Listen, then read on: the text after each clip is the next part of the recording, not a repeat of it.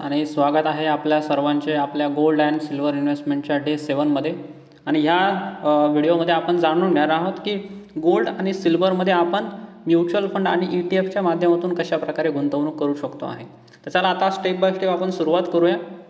आणि या व्हिडिओमध्ये आपण जाणून घेणार आहोत की ETFच्या माध्यमातून आपण कशा प्रकारे इन्व्हेस्टमेंट करू शकतो आहेत, म्युच्युअल फंडच्या माध्यमातून कशा प्रकारे इन्व्हेस्टमेंट करू शकतो आहेत, त्याचे काय फायदे तोटे असतात, त्यामध्ये काय अटी शर्ती असतात, त्या सर्व गोष्टी मी तुम्हाला आता शिकवणार आहे. आणि सर्वांचं आपण एक कंपॅरिझन पण करणार आहोत की नेमकं तुम्ही कुठं इन्व्हेस्टमेंट केलं पाहिजे आहे, सोवरन गोल्ड बॉन्ड्समध्ये की फिजिकल सिल्वरमध्ये की नेमकं ETF आणि म्युच्युअल फंड्समध्ये. तर चला आता आपण स्टेप बाय स्टेप पहिले आपण आता समजून घेऊया की नेमकं ETF कशा प्रकारे काम करतात. तर जेवढे हे जे काही गोल्ड ETF आहे जे तुम्ही भरपूर वेळेला ऐकलेले असणार आहे, ज्याला आपण म्हणतो एक्सचेंज ट्रेडेड फंड्स. तर याच्यामध्ये काय होत असतं की जे पण तुमची गुंतवणूक तुम्हाला सोन्यामध्ये करायची आहे, तर तेवढ्या रुपयाचे तुम्ही जे काही ETF आहे ते खरेदी करतात. जे की तुम्हाला समजा 5-10 हजार रुपयाची तुम्हाला गुंतवणूक करायची आहे सोन्यामध्ये, तेवढेच तुम्ही ETF जे काही ते खरेदी करतात. आणि ज्या पण कंपनीकडे हे ETFचे पैसे जातात किंवा ज्या पण कंपनीने स्वतःचं ETF लॉन्च केलेलं आहे, त्या कंपनी काय करते की त्या तेवढ्या 10,000 रुपयाचे तुमच्या नावाने एक प्रकारे गोल्ड जे काही ते खरेदी करतात, त्यांच्याकडे जेवढे पण पैसे येत आहेत त्यांचं ते एकत्रितपणे सोनं खरेदी करतात. आणि एकत्रितपणे ते जे काही सोनं आहे ते एका सेफ वॉल्टमध्ये ठेवलं जातं, म्हणजेच की तिजोरीमध्ये ठेवलं जातं. आणि त्या तिजोरीला मॅनेज करण्याचं काम, त्याचे जे पण स्टोरेजचे जे पण चार्जेस आहेत ते सर्व देण्याचं काम ती कंपनी करत असते. तर जे पण तुमचं जे काही सोनं आहे ते मॅनेज करण्याचं काम तिथलं एक प्रोफेशनल मॅनेजमेंट असतं, ते करत असतं. त्यावर कोणताही आपल्याला एक्स्ट्रा खर्च देण्याची गरज नसते आहे. ही एक महत्त्वाची गोष्ट आहे. आणि जे पण इथं सोनं तुम्हाला मिळतं आहे ते 24 कॅरेट प्युअर तिथं सोनं असतं, ही गोष्ट लक्षात ठेवायची आहे. आणि गोल्डचे जे काही ETF असतात त्याचा जो काही भाव असतो तो सेम टू सेम तुमच्या सोन्याप्रमाणे काम करतं. सोन्याचा भाव जशा प्रकारे वाढतो तशा प्रकारे गोल्डच्या ETFचा पण भाव तशा प्रकारे वाढत चालतो. जेवढे पण आपण इथं ETF खरेदी केलेले आहेत तेवढ्यांचं त्यांनी ॲक्च्युलीमध्ये सोनं खरेदी केलेलं असतं. तर जेवढे पण तुम्ही देता आहात त्याचं ॲक्च्युलीमध्ये सोनं खरेदी केलं जातं आहे. फक्त ते सोनं आपल्याकडे नाही राहत आहेत, तर ती जी काही कंपनी आहे ती सर्वांचं सोनं एकत्रितपणे एका सुरक्षित ठिकाणी ठेवत असते आणि त्याला जतन करण्याचं काम ती कंपनी करत असते. जेव्हा पण तुम्हाला हे ETF विकायचे आहे तुम्ही विकू शकत आहात. फक्त एक गोष्ट महत्त्वाची आहे का हे जे काही आहे ते ETFच्या जागी तुम्हाला जर फिजिकल जर सोनं खरेदी करायचं असेल तर ते तुम्ही नाही घेऊ शकत. जे तर आपण समजा डिजिटल गोल्डमध्ये जसं की घेऊ शकतो आहे, तसं इथं तुमचं जे काही हे ETF असतात हे फक्त डिजिटल गोल्डच असतात. म्हणजे ऑनलाईनच आपण फक्त त्याला खरेदी विक्री करू शकतो आहे. ETFच्या बदल्यात आपल्याला कधी फिजिकलमध्ये सोनं नाही मिळत आहे, ही गोष्ट लक्षात ठेवायची आहे. तर गोल्डचे जे काही ETF असतात ते मेनली अशा प्रकारे काम करतात. याचे जे काही फायदे तोटे आहेत तसं आपण पुढं शिकून घेऊ. त्यानंतर गोल्डचे जे काही म्युच्युअल फंड असतात, तर म्युच्युअल फंड काय असतं की म्युच्युअल फंडची पण एक कंपनी असते. ही जी काही कंपनी असते ती तुमच्याकडून पैसे घेते आणि तुमचे जे काही पैसे असते ते सोन्यामध्ये टाकत असते. आणि नॉर्मली हे जे काही म्युच्युअल फंड असतात ते ETFच खरेदी करतात. हो, जास्त करून तुम्हाला गोल्डचे जे काही म्युच्युअल फंड आहे त्यामध्ये पैसे टाकायचे, जास्त करून तुम्हाला ETFमध्येच पैसे टाकायचे आहेत. म्युच्युअल फंडपेक्षा ETF जास्त चांगली गोष्ट आहे, कारण ETFमध्ये तुम्हाला चार्जेस पण खूप कमी लागतात. कारण हे जे पण म्युच्युअल फंडमध्ये आपण पैसे टाकतो ते पण शेवटी नंतर जाऊन ETFच खरेदी करतात. सो डायरेक्टली चांगलं आहे का आपण डायरेक्टली जाऊन ETFच खरेदी करायचं. पुढची एक महत्त्वाची गोष्ट काय आहे, सिल्वर ETF. सिल्वरमध्ये ज्यांना पण इन्व्हेस्टमेंट करायचं, आपण सिल्वरबद्दल भरपूर चर्चा केलेली आहे आपल्या डे 2मध्ये की सिल्वरचं महत्त्व काय काय आहे, सिल्वरला कुठं कुठं वापरलं जातं आहे, सिल्वरचा पण भाव भविष्यामध्ये भरपूर वर जाऊ शकतो. ज्यांना पण सिल्वरमध्ये इन्व्हेस्टमेंट करायचं, तुम्हाला डायरेक्टली सिल्वर खरेदी नाही करण्याची गरज आहे. तुम्ही सिल्वर ETF खरेदी करून तुमचं सिल्वरमध्ये इन्व्हेस्टमेंट करू शकता आहात. सिल्वर पण तुम्ही खरेदी करू शकता आहात. ते कसं खरेदी करायचं आहे मी मागच्या व्हिडिओमध्ये तुम्हाला सांगितलेलं होतं, कोणकोणत्या वेबसाईट आहेत त्यासाठी. तर ज्यांना पण सिल्वर ETF खरेदी करायचे आहे तर ते सिल्वर ETF पण खरेदी करू शकता आहे. सिल्वर ETF कोणकोणते चांगले आहेत ते पण मी तुम्हाला तसं पुढं सांगणार आहे. आता यामध्ये इम्पॉर्टंट काय काय आहे, कायचे फायदे काय काय आहेत. तर गोल्ड ETF जे काही असतात ते सुरक्षित एक गुंतवणूक आहे.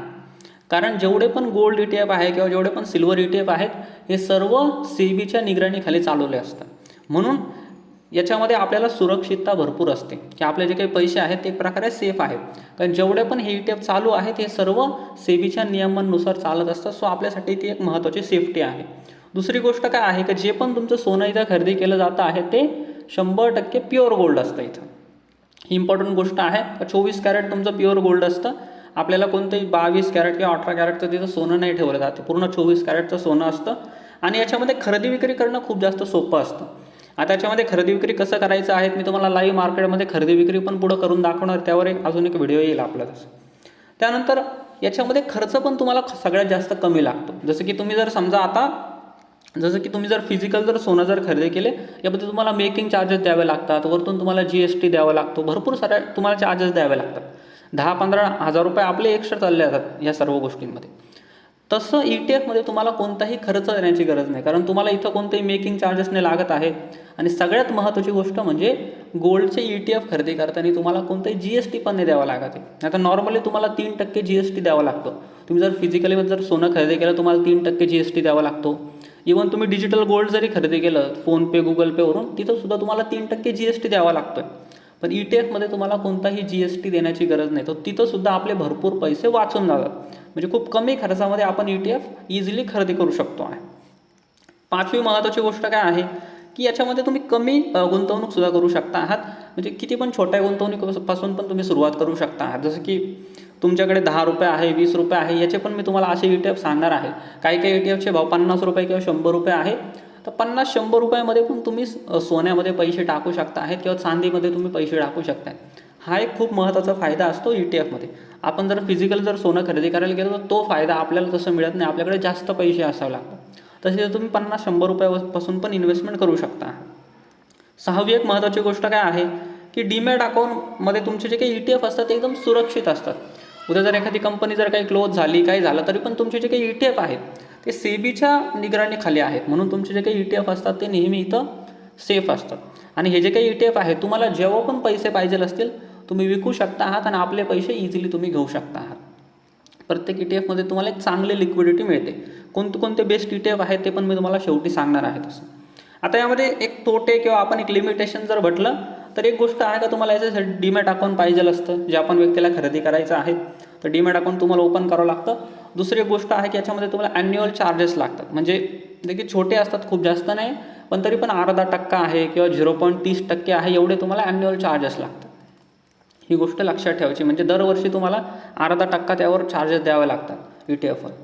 त्यानंतर तिसरी गोष्ट आहे का तुम्हाला कोणताही फिजिकल गोल्ड नाही मिळत आहे. तुम्हाला जर ETFच्या बदल्यात तुम्हाला कधी फिजिकल गोल्ड नाही मिळत आहे, ही गोष्ट लक्षात ठेवायची आहे. आणि मार्केटचं पण थोडंसं रिस्क असतं. मार्केटवर पण मार्केट जेव्हा पण वर किंवा खाली जातं तेव्हा तुमचे जे काही ETF असतं त्याची किंमत पण तशा प्रकारे वर खाली जात असते. बट तुम्ही जर लॉंग टर्मसाठी इन्व्हेस्टमेंट केली तर तुम्हाला मार्केटच्या फ्लक्च्युएशनने तसं एवढा फरक नाही पडत आहे. तर हे झाले गोल्ड ETFचे महत्त्वाचे काही लिमिटेशन्स. तर दोन्ही पण गोष्टी आता आपण जाणून घेतलेल्या आहेत. आणि आता तुम्हाला काय वाटतं आहे, तुम्ही ETF इन्व्हेस्टमेंट करणार आहात का नाही गोल्ड आणि सिल्वरमध्ये, ते मला कमेंटमध्ये नक्की सांगायचं आहे. इम्पॉर्टंट गोष्ट याच्यामध्ये हे आहे का गोल्ड आणि जे काही सिल्वर ETF आहे त्याच्यामध्ये तुम्ही SIP पण करू शकता आहात. म्हणजे दर महिन्याला तुम्ही 500 रुपये किंवा 200 रुपये 100 रुपये असे तुम्ही दर महिन्याला याच्यामध्ये इन्व्हेस्टमेंट पण करू शकता आहात. ती पण एक खूप चांगली आयडिया आहे.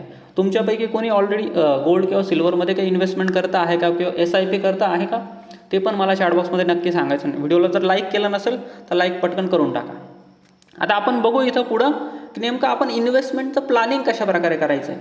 सगळ्यात पहिली गोष्ट मी तुम्हाला सांगितली का गोल्ड ETFमध्ये तुम्हाला दर महिन्याला SIP तुम्ही करू शकता आहात.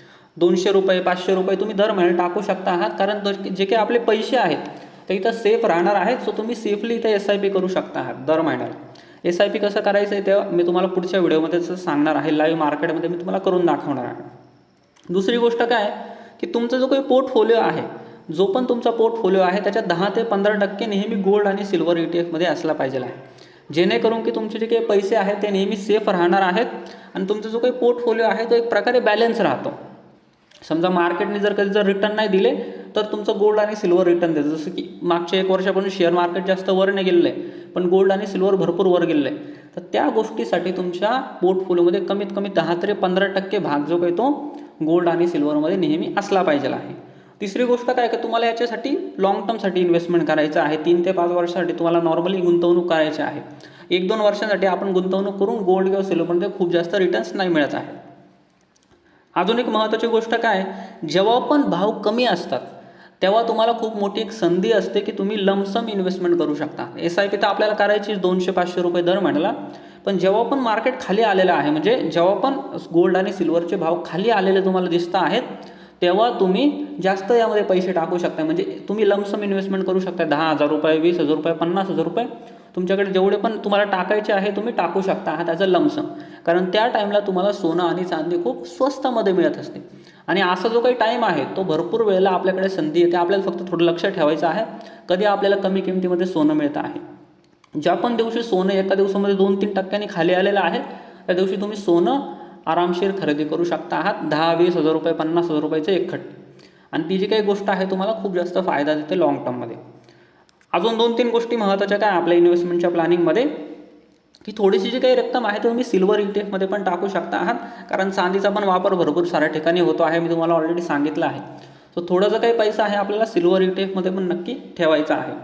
आणि जेव्हा पण तुम्हाला समजा कधी बोनस मिळाला असेल, तुमचं सॅलरी कधी वाढलेली असेल, तर जेव्हा पण कुठून पण तुम्हाला जर एखादी मोठी रक्कम जर मिळालेली आहे तर त्याचा काही भाग नेहमी ॲज अ लमसम म्हणून सिल्वरमध्ये आणि गोल्डमध्ये टाकायचा आहे. ही गोष्ट लक्षात ठेवायची. कारण नॉर्मली आपल्याला लमसम एवढं इन्व्हेस्टमेंट करायला जमत नाही. म्हणून जेव्हा पण तुमच्याकडे एक्स्ट्रा पैसे आले कधी, तर त्या एक्स्ट्रा पैशातला काही जो काही भाग आहे तो गोल्ड आणि सिल्वरच्या ETF मध्ये नक्की टाकून ठेवायचा आहे. 7वी महत्त्वाची गोष्ट काय आहे की जी काही SIP आहे ती आपल्याला कंटिन्युअसली करायची शिस्तबद्ध पद्धतीने. आणि प्लस जेव्हा पण आपल्याला एक चांगला चान्स मिळेल तेव्हा आपण एक लमसम गुंतवणूक पण करू शकतो आहे, जेव्हा पण मार्केट खाली आलेलं असणार. या दोघांचं पण एक मिश्रण करून आपल्या जो काही पोर्टफोलिओ आहे त्यामध्ये गोल्ड जे काय आहे ते आपल्या जो काही पोर्टफोलिओ आहे त्याला खूप जास्त ग्रोथ देते. सो हे सर्व गोष्टी तुम्हाला लक्षात ठेवायच्या आहेत गोल्डमध्ये इन्व्हेस्टमेंट करताना. आता शेवटी आपण बघून घेऊया की नेमकं कोणते चांगले गोल्ड आणि सिल्वर ETF आहेत. तर सगळ्यात पहिला जो काही गोल्डचा ETF आहे तो आहे गोल्ड बीज, जो सर्वांना तुम्हाला माहिती असणार आहे. सध्या त्याचा 100 रुपयाच्या आसपास भाव चालू आहे. हा सर्वात चांगला आणि सर्वात जुना ETF आहे, सर्वात मोठा ETF आहे. तुम्ही यामध्ये पण इन्व्हेस्टमेंट करू शकता आहात. त्यानंतर टाटाचा एक गोल्ड ETF आहे ज्याची भाव आता 11-1 रुपयाच्या आसपास चालू आहे. तुम्ही त्यामध्ये पण इन्व्हेस्टमेंट करू शकता आहात. गोल्ड केस म्हणून एक झिरोदाचा एक ETF आहे. झिरोदाने पण एक ETF काढलेला आहे गोल्डवर.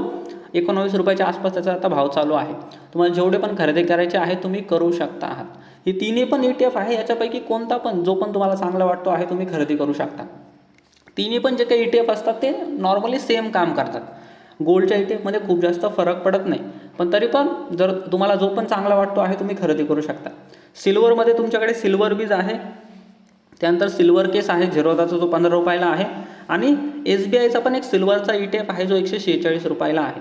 तर या तिन्हींपैकी जे पण सिल्वरमध्ये तुम्हाला ETF चांगला वाटतो आहे तोच एक चांगला ETF तुम्ही खरेदी करू शकत आहात. तुमच्यानुसार तुम्हाला निर्णय घ्यायचा आहे कोणत्या याच्यामध्ये लावायचे आहे. सो आता व्हिडिओ जो काही आपला इथं ऑलमोस्ट पूर्ण झालेला आहे. आता आपण शेवटी फक्त हे जाणून घेऊया की नेमकं चारही पण जे काही आपले इन्व्हेस्टमेंट ऑप्शन आहे त्यामध्ये बेस्ट कोणतं आहे. तर ज्यांना पण सोन्याची ॲक्च्युलीमध्ये गरज आहे, म्हणजे ज्यांच्याकडे पण लग्न आहे काय आहे तर तुम्ही फिजिकल सोनं खरेदी करू शकता आहात. ज्यांना पण लॉंग टर्मसाठी इन्व्हेस्टमेंट करायची सोन्यामध्ये 5 वर्ष 10 वर्ष, तर जर तुम्हाला सोवरन गोल्ड बॉन्ड जर मिळत असतील तर खूप चांगली गोष्ट आहे. तुम्ही सोवरन गोल्ड बॉन्ड्समध्ये नक्की इन्व्हेस्टमेंट केली पाहिजे.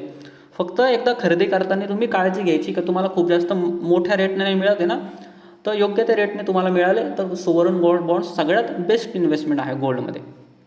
तिसरी एक गोष्ट आहे डिजिटल गोल्ड. डिजिटल गोल्डमध्ये इन्व्हेस्टमेंट करायचंच नाही, जे पण आपण फोनपे गुगल पेवरून करतो ते तर सगळ्यात वाईट गोष्ट मी मानतो.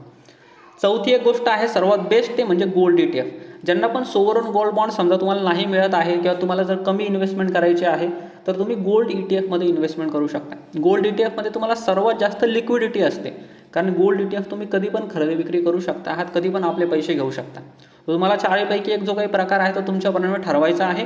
माझ्यामध्ये सोवरन गोल्ड बॉन्ड्स लॉंग टर्मसाठी बेस्ट आहेत.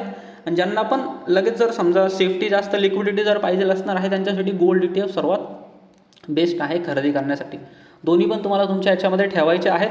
आणि सिल्वर ETF पण तुम्ही तशा प्रकारे खरेदी करू शकता.